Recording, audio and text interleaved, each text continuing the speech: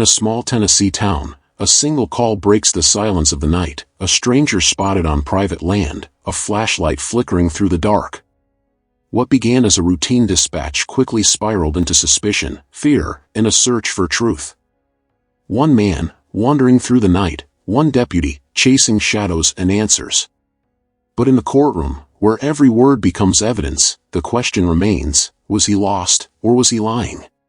Dispatched out, or did you have a traffic interaction? Tell me how you became involved in the case involving Mr. McElhaney. Yes, ma'am. At approximately 9 o'clock that night, I was dispatched to Furnace Hollow in reference to a suspicious person.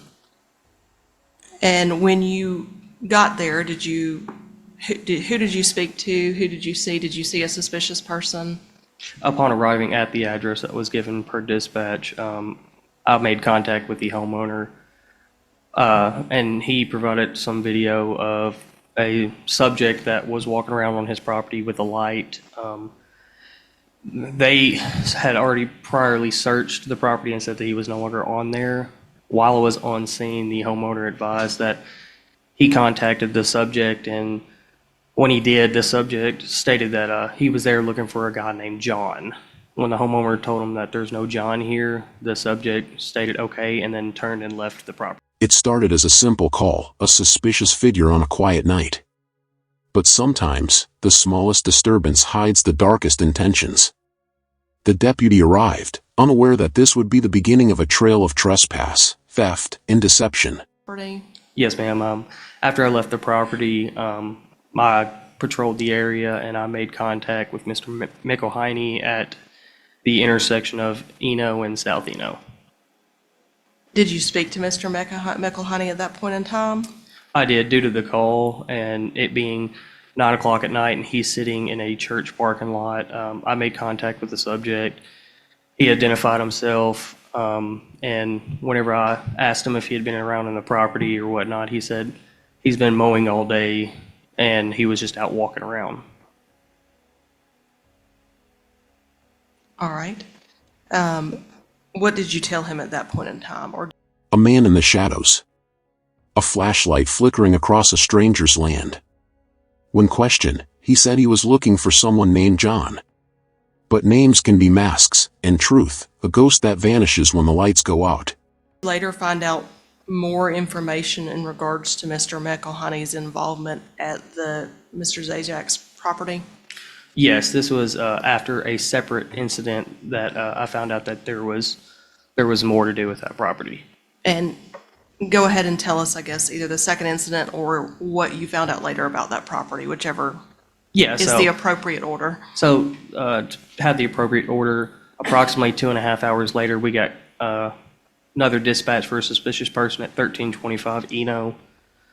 Upon arriving on scene, I made contact with Miss Thaxton on her front porch, where she advised that she had seen somebody walking around on her property with a light.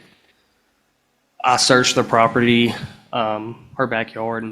Hours passed, and another call came in, another home, another frightened voice.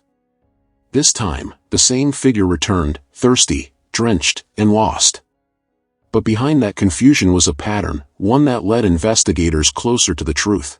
McElhaney, and just due to the situation, we detained him just so we could figure out the situation.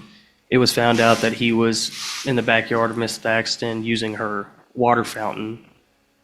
While we were back there trying to get his side of the story as to why he was on her property to begin with, he stated that he was thirsty, and at that time, Miss Thaxton's son, Kelly, walked around the back and was asking Mr. McElhaney, did he steal his gun out of his truck because he was on his property as well.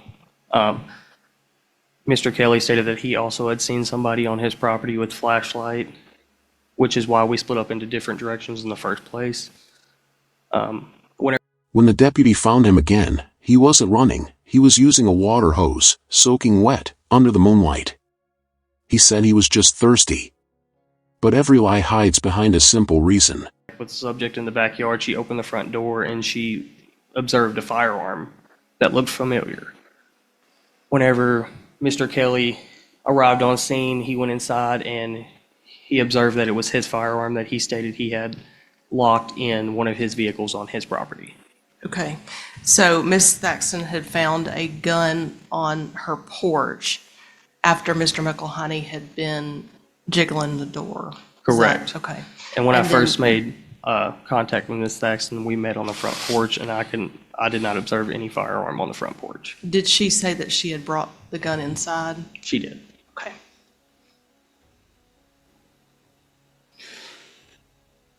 Now, circling back to, you said later on you found out information. Moments later, a homeowner stepped forward, her son's gun, missing from his locked truck, now lying on her porch. No one saw the theft, but every piece of evidence pointed back to one name, McElhaney. Made contact with the McElhaney subject earlier in the day around Eno, South Eno. I advised him of what had occurred and gave him the address of the Furnace Hollow. He decided to go back to the Furnace Hollow address and speak with the victim there. And it was later found that there was video of Mr. McElhaney going into the garage of the Mr. Zajac, which is attached to his house. Okay.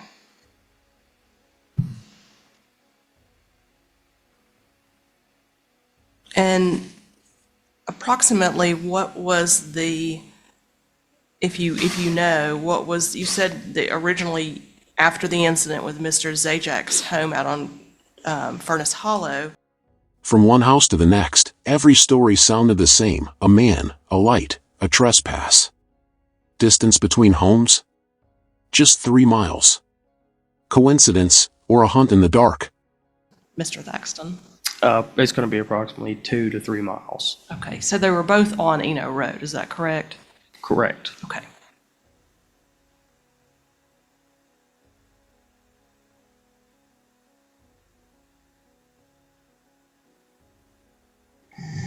And you requested the warrants on Mr. McElhaney that evening, is that correct? That is In correct. regards to at least some of these charges? Yes, that's correct. Whenever I gave the detective the description of clothing that was the subject was wearing for Furnace Hollow, whenever we made contact with Mr. McElhaney at Miss Thaxton's house, he was wearing the exact same description, and also that there was a dog involved as well. That was No weapon in hand, no stolen goods found, only soaked clothes and silence. The law doesn't judge what it can't prove, but justice has a way of finding the truth buried in contradictions. Charge, as well as the person on Ms. Thaxton's property. Correct. Is that correct? Okay. Thank you. I don't have any further questions. If you'll please answer any questions of the defense. Yes, ma'am.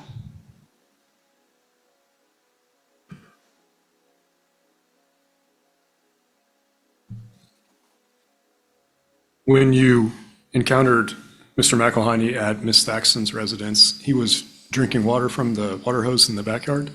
So whenever I arrived, the other deputy had already contacted him and stated that he was using the water faucet and was already detained when I got there, but he was soaking wet from where his shirt and pants were both soaking wet, and that's when the deputy said that he was using the water faucet.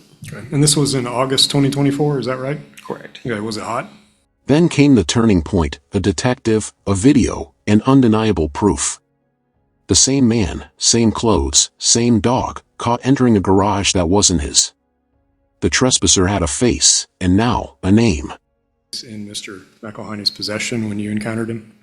Whenever I encountered him, no. The only thing that we have that belonged to somebody else was the firearm that was found on the front porch at a later date after I'd already been on the front porch. Okay, so you never saw that, you never located that firearm in Mr. McElhaney's possession?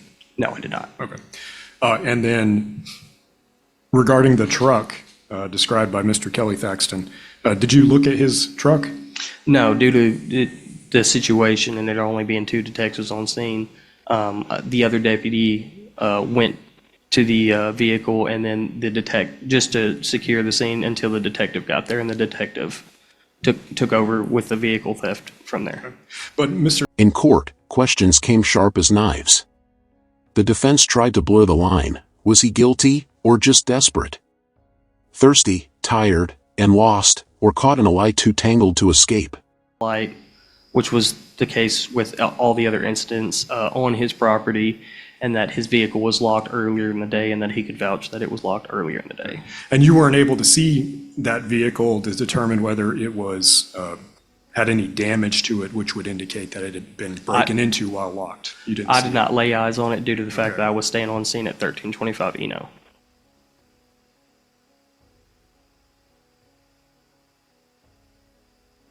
When you encountered Mr. McElhiney at Mr. Thaxton's residence, did he still have a dog with him?